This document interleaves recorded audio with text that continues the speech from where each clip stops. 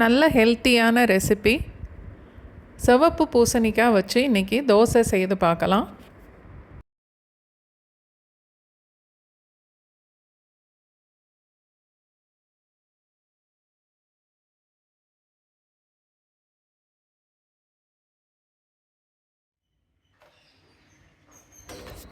இட்லி அரிசி பச்சரிசி ரெண்டையும் ஒரு கிண்ணத்தில் சேர்த்து நல்லா கழுவிட்டு 3 இல்லை 4 மணி நேரம் வரைக்கும் ஊற வைக்கணும். பூசணிக்காய் தோல் சீவி நல்லா கழுவிட்டு இந்த மாதிரி சின்ன சின்ன துண்டாக வெட்டி எடுத்துக்கணும். மிளகாய் வத்தல், சீரகம், பெருங்காயம், உப்பு எல்லாத்தையும் மிக்சியில் சேர்த்துட்டு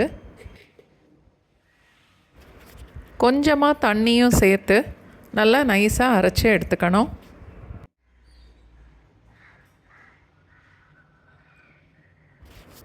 இதோட ஊற வச்ச அரிசியை சேர்த்துட்டு தேவையான அளவுக்கு தண்ணியும் சேர்த்து நல்லா நைஸாக அரைச்சி எடுத்துக்கணும்.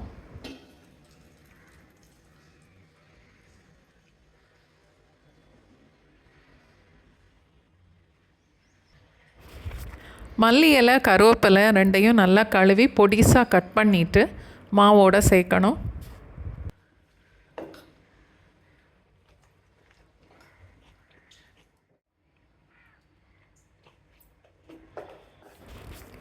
மாவு இந்த அளவுக்கு கெட்டியாக கலந்துட்டு கொஞ்சம் திக்காக கல் தோசை மாதிரி வேணும்னாலும் ஊற்றிக்கலாம். தோசைக்கு நல்லெண்ணெய் ஊற்றினாலே நல்லாயிருக்கும்.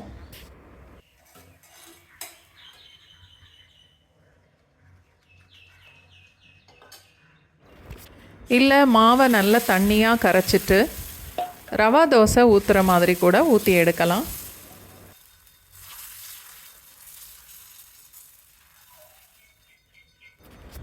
தோசை ஊற்றும்போது நான்ஸ்டிக் கல்லில் ஊற்றுறத விட இரும்பு கல்லில் தோசை ஊற்றினா அந்த தோசையோட டேஸ்ட்டே ரொம்ப நல்லாயிருக்கும். நீங்களும் இந்த தோசையை செய்து பார்த்துட்டு எப்படி இருந்ததுன்னு எனக்கு கமெண்ட் பண்ணுங்கள்.